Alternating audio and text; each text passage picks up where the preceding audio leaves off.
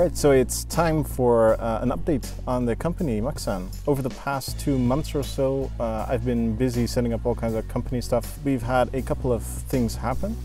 So the first thing is I'm doing the company together with a business partner, Jacques Bloomberg. Last Tuesday, so a week ago now, we signed the papers to form this into an actual official company, which is called Muxsan Coöperatie UA. Which is an official cooperation business, limited liability in the Netherlands. To all the people on the pre-order list, we sent a newsletter, the first newsletter. And this was for 2 reasons. Well, first of all, of course, we kind of want to keep you updated. Second of all, we wanted to know whether people wanted an always-on internet connection in their car. Now, this is something that kind of emanates from the technical regulations on these kinds of modifications on electric cars. We need to do a lot of logging and measurements on the car to make sure that nothing's exploding. We expect that especially the first few people might have trouble in like the first weeks or months of using their car. We're just 2 people, there are going to be bugs. And unfortunately in cars, a bug means that the car might just say, oh, something's wrong, I'm not going to start again. In order to be able to troubleshoot people, we thought it might be useful to be able to connect remotely to the car and fix things at a distance. So we did a poll and we asked whether you wanted like a SIM card and a proper modem in the car, or just like a Bluetooth dongle. And the response was kind of overwhelming. Over half of you said that you didn't want a permanent on connection. You didn't really see the appeal. And of course, an always on connection also is a problem for security. So yeah, we heard you. We're going to put in a Wi-Fi Bluetooth combo chipset, which you can use almost exactly like LeafSpy. Now, we also got a couple of questions, especially in the last 2 weeks, in response to the poll and the newsletter. And I'm just going to go through them. That's why I have my tablet here. Obviously, we bought a 2014 Leaf, aside from my 2011 Leaf. And that means we have both of the types of old Leaf with the different trunk sizes. As far as we're concerned, we are going to build both types of battery packs, so for the older and the newer generation of old Leaf simultaneously. So contrary to my first planning, where it would take like a couple months extra for the 2013 and onwards generation of Leaf to get battery packs, you will be able to schedule an appointment right when we open the online configurator.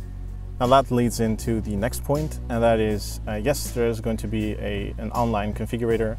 So I really like how Tesla and Dell and those kinds of companies do their business model. They just have an online form where you fill in what you want to order, and then you order it, and then you get it. And we're going to do the same thing. You will be able to load a couple of different options. So the granny charger will be an option to add on, possibly some aero mods, skirts, and wheel caps, maybe the always-on internet option. So another question we got was, are we going to be able to change out the onboard charger, so the 3 kilowatt charger, change it out for the 6 kilowatt charger? Unfortunately, that's going to be very hard. Exchanging the 3 kilowatt for the 6 kilowatt is mostly hard because the 3 kilowatt is like a completely different shape and size. It has different connection outlets and it's just a different thing. It's very hard to retrofit 2014 chargers into a 2011 Leaf, for instance. So that's probably not going to happen. If we're going to offer a faster charging option or 3-phase charging, we are probably going to retrofit something like a Prius charger, or maybe an off-the-shelf charger.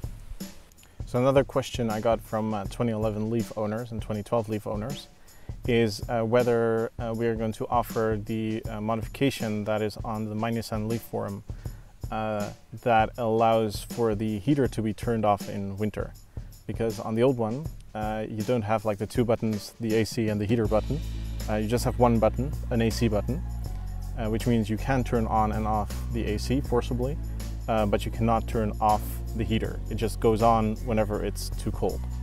And that will cost you a lot of range in winter when you don't necessarily need the heater, when you can just crack open the window and have a little bit of ventilation and avoid fogging that way. So yes, we are going to offer this as an option to add this functionality to turn off the heater in winter. And the usual way to do this is to modify the circuit a little bit so the AC button also works as a heater button. So as long as that button is not on, the heater or the AC are both not on. It's just ventilation.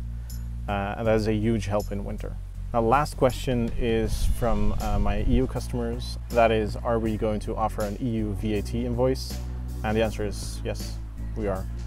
So if you're ordering as a business, you will be able to get your VAT back, probably, depending on how that works for your company. So that's it for this little news update. Hope you enjoyed, and join me for the next news update whenever you have enough questions for me to do this. All right, see ya.